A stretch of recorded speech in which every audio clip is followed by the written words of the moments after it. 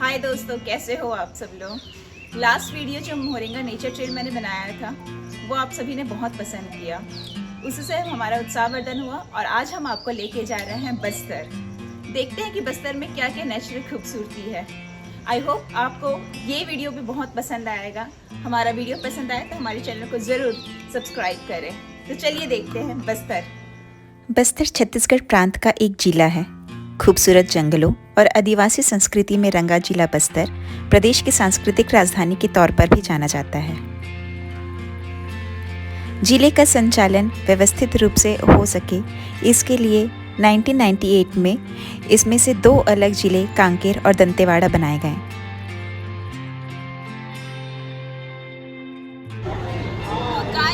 रायपुर से निकले हमको ऑलरेडी 2.5 घंटा हो गया है। तो अभी हम ऑन द वे हैं टुवर्ड्स बस्तर और ये जो जगह है बेसिकली कांकेर के पास में है। तो अभी हम रुके हुए हैं पाकड़ी होटल में। पंजाबी ढाबा है, बहुत ही स्वादिष्ट खाना मिलता है। आपको अगर हॉटिंग करनी हो, चाय वाय पीना हो तो आप इस ढाबे को चूज़ कर सकते हैं। Thank you.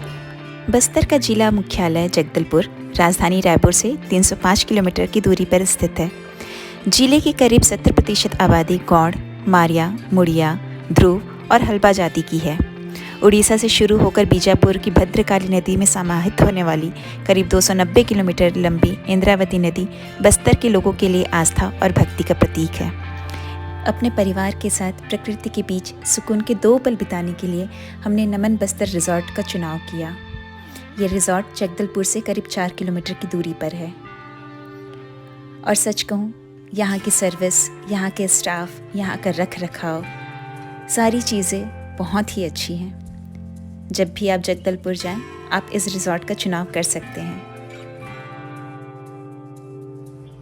आमतौर पर जब भी हम बस्तर की बात करते हैं या जगदलपुर की बात करते हैं, सबसे पहला जो ख्याल आता है वो आता है नक्सलिज्म का। पर आप कभी यहाँ पे आके देखें, आपको यहाँ की सुंदरता को देख के, यहाँ की नेचुरल ब्यूटी को देख के, यहाँ के लोगों से मिल के वो जो ख्याल होता है ना नक्सलिज्म का, वो पूरा आपके दिमाग से ज़रूर वैनिश हो जाएगा। आप यहाँ आके यहाँ के लोगों की कला को परखिए। यहाँ के जो बैम्बू आर्ट होते हैं, ब्रास के आर्ट होते हैं, कोसा की साड़ी में जो काम किए जाते हैं, जिस लेवल का काम होता है, मुझे नहीं लगता कि देश के कोई दूसरे भाग में होता होगा। तो आइए और इन सुंदरता का, इन खूबियों का आनंद उठाइए। एक रात जगदलपुर में बिताने के बाद सुबह सुबह हम निकल पड़े चित्रकूट की ओर। चित्रकूट जलप्रपात भारत के छत्तीसगढ़ राज्य के बस्तर जिले में इंद्रावती नदी पर स्थित एक सुंदर जलप्रपात है। इस जलप्रपात की ऊंचाई 90 फीट है। इस जलप्रपात की विशेषता यह है कि वर्षा के दिनों में यह रक्त लालिमा लिए हुए होता है, तो गर्मी में चांदनी रात में यह बिल्कुल सफ़ेद दिखाई देता है। हम पहुंच गए हैं चित्रकूट वाटरफॉल में। हम लोग जा रहे हैं अभी बोटिंग करने के लिए, क्योंकि आप यहाँ पे आके बोटिंग नहीं किया तो ट्रस्ट में आपने कुछ नहीं किया। तो जब भी आप यहाँ पे आ रहे हैं बोटिंग ज़रूर करिएगा। चलिए मेरे साथ बोटिंग करने।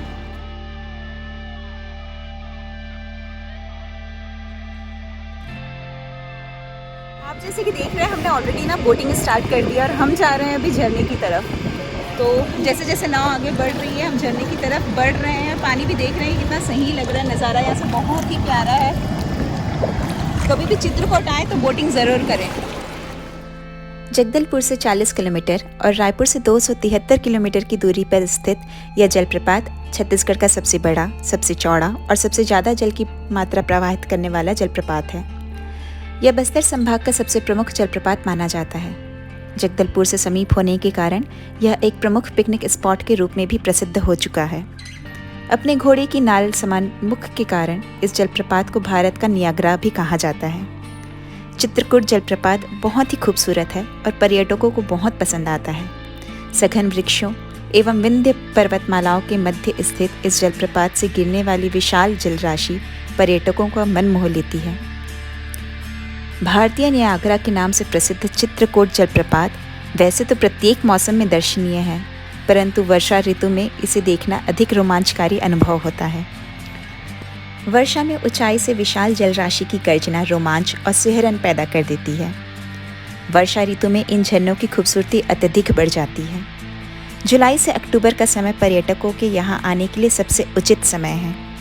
चित्रकूट जलप्रपात के आसपास घने जंगल विराजमान हैं, जो कि उसकी प्राकृतिक सौंदर्यता को और भी बढ़ा देती है। रात में इस जगह को पूरा रोशनी के साथ प्रबुद्ध किया गया है। यहाँ के झरने से गिरते पानी के सौंदर्य को पर्यटक रोशनी के साथ देख सकते हैं। अलग अलग अवसरों पर इस जलप्रपात से कम 3 और अधिकतम 7 धाराएं गिरती है।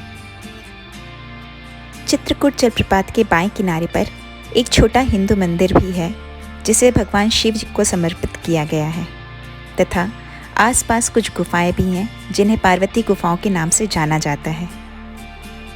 चित्रकूट जलप्रपात में पर्यटकों को नौका विहार भी कराया जाता है और आप वीडियो में देख ही रहे होंगे कि जैसे जैसे हमारी नौका जलप्रपात की ओर बढ़ रही है, वैसा वैसा हमारा उत्साह भी बढ़ते जा रहा है।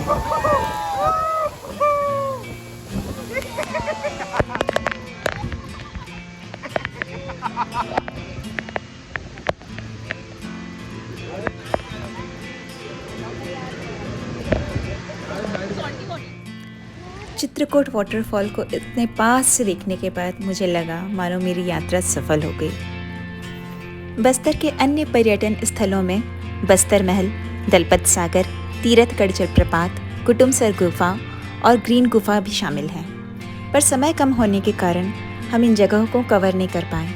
इसलिए मैं आप सभी को रेकमेंड करूँगी कि जब भी आप बस्तर आएँ तो कम से कम 2 से 3 दिन का समय लेकर ज़रूर आएँ, ताकि आप यहाँ के खूबसूरती को निहार सकें और यहाँ के सारे पर्यटन स्थलों का दर्शन कर सकें। देखिए बाहर की तरफ आएंगे तो बाहर आप देखेंगे कि बहुत सारे ऐसे लोकल मार्केट्स हैं, जो लोकल लोग हैं यहाँ के, वो यहाँ होते हैं। जैसे कि यहाँ पे संतरा मिल जाएगा आपको, अमूल मिल जाएंगे, बेर जो है यहाँ का लोकल फूड है, तो ये सारी फ्रूट्स जो है आपको यहाँ पे मिल जाएंगे। और लोकल हैंडीक्राफ्ट्स आप मेरे पीछे देख ही सकते हैं। ये यहाँ का फेमस बैम्बू आर्ट है। इसके अलावा यहाँ पे ब्रास के आर्ट्स मिलते हैं और यहाँ के लोग आयरन आर्ट्स भी बनाते हैं, जो कि पूरे विश्व में बहुत ही ज़्यादा प्रख्यात है। तो हम भी यहाँ से कुछ लेके जा रहे हैं। अब जब भी आए यहाँ से एक निशानी ज़रूर लेके जाएं।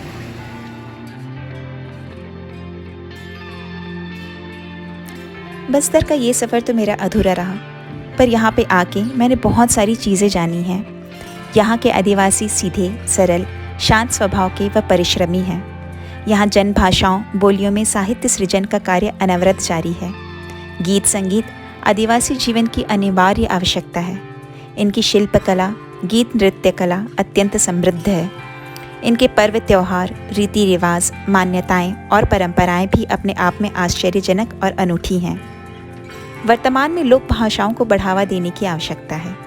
साथ ही इस भाषा में लिखे गए साहित्य को संग्रहित, संरक्षित करने की आवश्यकता है, ताकि नई पीढ़ी के साहित्यकार वरिष्ठ साहित्यकारों के ज्ञान व अनुभव से लाभान्वित हों। साथ ही बस्तर की भाषा, बोली, कला व संस्कृति को भी संरक्षित एवं संवर्धित करने की महती आवश्यकता है। हमारा ये वीडियो अगर आपको पसंद आए तो हमारे वीडियो को लाइक करें एवं चैनल को सब्सक्राइब करें। धन्यवाद।